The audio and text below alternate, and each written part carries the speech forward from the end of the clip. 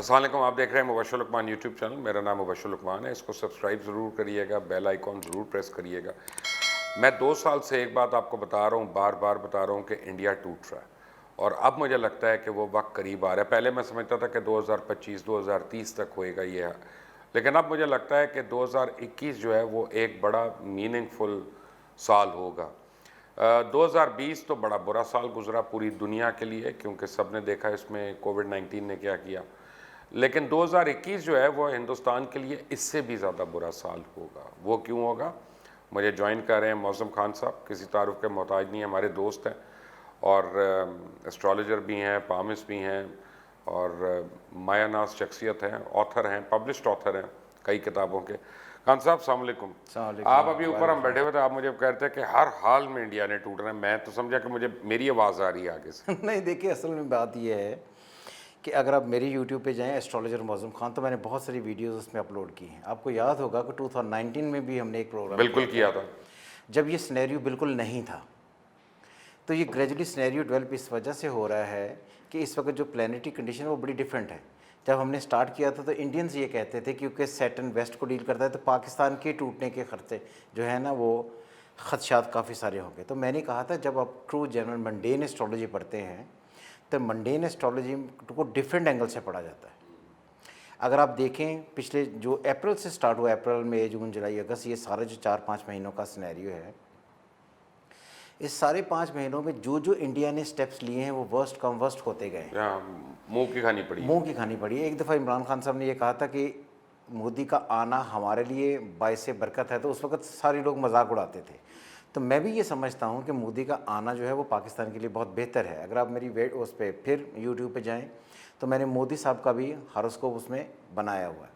उनकी planetary condition जो है वो वर्स्ट इस वजह से। मैं तो मोदी को साहब नहीं कह सकता, जो कातिल हो उसको मैं साहब नहीं कहता। साहब इसलिए मतलब मैं बड़ा क्लियर हूँ, एक घटिया आदमी है, कातिल है और बेगुनाह लोगों का कत्ल करता है। मैं इसलिए रहा, जब अगर आप देखें तो उनकी जो चार्ट है उसमें 3rd हाउस में मून और मार्स इकट्ठे हैं। जो मंडेन एस्ट्रोलॉजी है और इंडियन एस्ट्रोलॉजी है, इसमें मार्स मुसलमानों को डील करता है और उनका मार्स स्कॉर्पियो में है विद मून। जब भी होगा तो उनमें एक ऐसा एग्रेशन स्कॉर्पियो है, एक बहुत बड़ा वो है ना, वो इसलिए जो उनका जो एक नेगेटिव इम्पैक्ट पड़ता है उनमें, उनकी जो पर्सनैलिटी है उसमें एग्रेशन है। वो बगैर सोच मार्स डील करता है अंधाधुंध काम करने को, जिसमें आदमी अकल इस्तेमाल नहीं करता। जब मून वहाँ पर बैठता है तो और आदमी को मेंटली वहाँ पर कर देता है। इसलिए अगर आप देखें, जिस दिन इंडिया के प्लेन्स पाकिस्तान क्रॉस किया था तो उन्होंने अगले दिन जो पे लोड छोड़कर भाग गए थे, तो उनका बयान था मोदी साहब का कि हमने पाकिस्तान की हेकड़ी निकाल दी, और उसके नेक्स्ट डे पाकिस्तान ने जो उनकी हेकड़ी निकाली उसका कोई जिक्र नहीं है। तो इसलिए आई थिंक इसका आना हमारे लिए इसलिए बेहतर है कि आहिस्ता आहिस्ता चीज़ें वर्स्ट कम वर्स्ट होती चाइना और इंडिया बार बार अपनी फौजें बढ़ा रही हैं लद्दाख के ऊपर। मुझे लगता है कि 22 अगस्त ये जो अभी करीब है, मैंने पहले भी कहा था, लोग ये सारे कह रहे थे कि अगस्त में जंग हो जाएगी। मैंने कहा अगस्त में जंग होने के चांसेस नहीं है। सितंबर जो चढ़ेगा तो मुझे लगता है कि चाइना और इंडिया के दरमियान कॉन्फ्लिक्ट शुरू होगा कुछ ही दिन का, मगर ये that would be decisive war, unconventional होगी। ये कब तक होगा? ये जो अभी 22 स्टार्ट होने लगी अगस्त की, नहीं, इंडिया को कोट पड़ने के दिन करीब है। बिल्कुल, अगस्त 22 इज नॉट सो फार। छोड़ें आप अपने नहीं, मैं आपकी ख्वाहिशात की बात नहीं कर रहा। 14 अगस्त सन इन लियो जब ये ट्रांजिट करेगा टुवर्ड्स वर्गो, और साथ में मरकरी भी ट्रांजिट करेगा, और ऑलरेडी राहु वहाँ पर पहले ही स्क्वायर में है। तो जब ये स्क्वायर में है तो आई थिंक ये नॉर्दर्न एरिया के जितने भी सारे कंट्रीज़ हैं, जैसे चाइना है, नेपाल है, वो जो ऊपर वाले एरिया हैं जिसे हम कहते हैं भूटान है, ये सारे उनके अगेंस्ट रिटेलिएशन शुरू कर देंगे। तो I think that would be very तो नॉर्थ में नहीं, पाकिस्तान टुवर्ड्स वेस्ट है। तो वेस्टर्न में सैटर्न, पहले ही सैटर्न कैप्रिकॉर्न में मौजूद है, तो इसलिए वेस्ट वाला एरिया सॉलिड रहेगा, बचा रहेगा। मगर ये जो ऊपर वाले ममालिक हैं, जो ऊपर वाला सेक्टर, मुझे बड़ा अजीब सा कहने में लगता है कि अब नेपाल कभी इंडिया के ख़िलाफ़ नहीं लड़ा, भूटान कभी इंडिया के ख़िलाफ़ नहीं लड़ा, चाइना इंडिया के ख़िलाफ़ एक जंग पहले हुई थी। आई थिंक ये जो अभी सितंबर वाला फेज़ शुरू होगा, इसमें ये तीनों का एक डिफरेंट किस्म का ग्रुप बनकर जब पड़ेगा तो फिर सिनेरियो बिल्कुल ही डिफरेंट होगा। इसलिए मुझे लगता है कि इंडिया के लिए September would be very very very critical, यानी ऑलमोस्ट एवरीथिंग। ये अरुणाचल प्रदेश वगैरह अलग होंगे कि नहीं? ये तो मैं वही तो बात कर रहा हूँ कि ये जब इनका एक ग्रुप बन गया, ये तो ऑलरेडी अलग हैं। तो सितंबर वाला जो सिनेरियो होगा, सितंबर में ये सारी चीज़ें बिल्कुल डिफरेंट हो जाएंगी और आई थिंक कि ये सारा एरिया उनको छोड़ना पड़ेगा या ये सारे निकल जाएंगे। अगर निकल जाएंगे तो टूटने की अच्छा, मेरी इब्तदा तो एक हो गई। तो इंडियन एस्ट्रोलॉजर्स वगैरह से बात हुई, मेरे दोस्त हैं, वो कहते हैं जो मर्जी हो, एक तो ये होना नहीं, अगर हुआ तो चाइना को बड़ी बुरी मार पड़नी है। यानी और वो एस्ट्रोलॉजी किससे कहते नहीं, वो ये एस्ट्रोलॉजिकल कॉम्बिनेशन बन ही नहीं सकता। उसकी रीज़न है, मैं तो आपको जो बातें बता रहा हूँ ये मैंने यूट्यूब पे आप लम्हा ब लम्हा वो सारी चीज़ें देख भी सकते हैं। इसीलिए मैंने आपको एक दफ़ा कहा था कि जब इंडियन एस्ट्रोलॉजर्स हमारे सामने बैठेंगे या किसी ग्रुप डिस्कशन में हो तो फिर इस बात को अगर छेड़ें तो फिर ये बात सामने आएगी। हैं, बुला लेते हैं उनको, हाँ, किसी दिन ये प्रोग्राम करेंगे तो फिर देखें। उसके बाद उनके वहाँ पे रॉ उठा लेगी उनको। प्रॉब्लम है कि जो इंडियन हमारे शो में आता है उसके घर पे आरएसएस पहुंच जाती है, उनके पर्चे कटना शुरू होते हैं उसके ऊपर, ये बड़ा मसला है। मगर देखें ना, इसलिए media is read by mercury.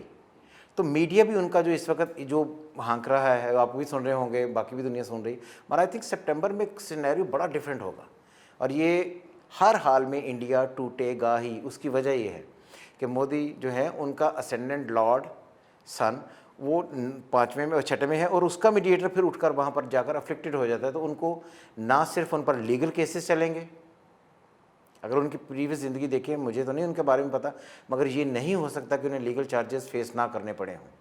उन्हें अपनी ज़िंदगी में लीगल फेजेस में से गुजरना पड़ेगा। हमारे कश्मीरियों का क्या होगा? हाँ, कश्मीर इज़ अगेन नॉर्थ। ये जो अब सिनेरियो क्रिएट होने जा रहा है अगला महीना, फिर मैं बार बार कहूँ ये बहुत दूर की बात नहीं है, अगला महीना कुछ ज़्यादा दूर तो नहीं है। अगले महीने में कश्मीर से कुछ ना कुछ ऐसी आवाज़ें जिसमें कश्मीर के लिए कोई बहुत बेहतर हो, पूरी दुनिया उसकी सपोर्ट में उठ पड़े या कोई नए कानून आ जाए या कुछ ऐसा हमायत उनकी हो जाएगी, उसकी वजह से चीज़ें बेहतर होनी शुरू हो जाए। इसका सिनेरियो क्रिएट बिल्कुल होने जा रहा है। अरब कंट्रीज और इसराइल का क्या फ्यूचर? मैंने तो पहले भी, आपको याद होगा, आपसे पहले भी एक दफ़ा बात की थी कि ये अरब कंट्रीज़ और इसराइल, अरब कंट्री हर हाल में इसराइल को मानेंगे ही। ये 2-3 महीने की पहले की बात है जब वो ईरान की और जंग हुई थी, तब ये बात हुई थी।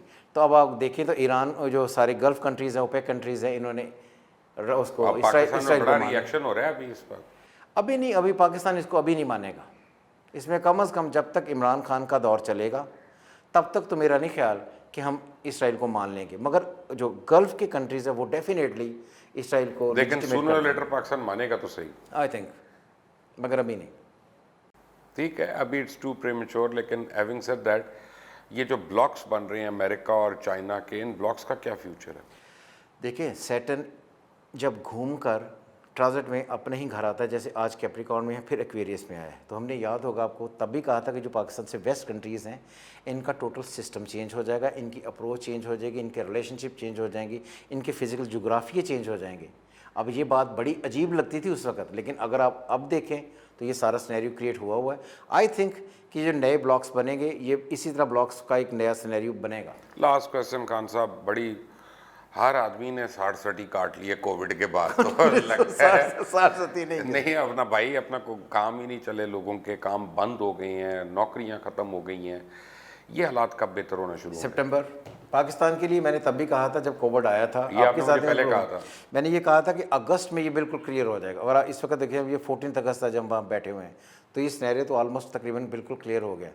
तो इसलिए आई थिंक कि ये जो जहाँ से जो फेस ग्रेजुअली बेहतर होगा तो ये बेहतर ही होता चलो वो तो खत्म होगा ना, लेकिन इकोनॉमी का बताएं हमें। हाँ, इकोनॉमी की बात कर रहा हूँ, ये ग्रेजुअली बेहतर हो गई। अब ये बात एक और बड़ी इंटरेस्टिंग है कि कुछ लोग ये कह रहे हैं कि अगले साल सैटर्न इन एक्वेरियस होगा, विद जुपिटर इन एक्वेरियस होगा, अजीबोगरीब सिनेरियो होगा, पाकिस्तान की इकोनॉमी फिर एक दफ़ा क्लैप्स करेगी और पाकिस्तान डिज़ास्टर की तरफ जाएगा।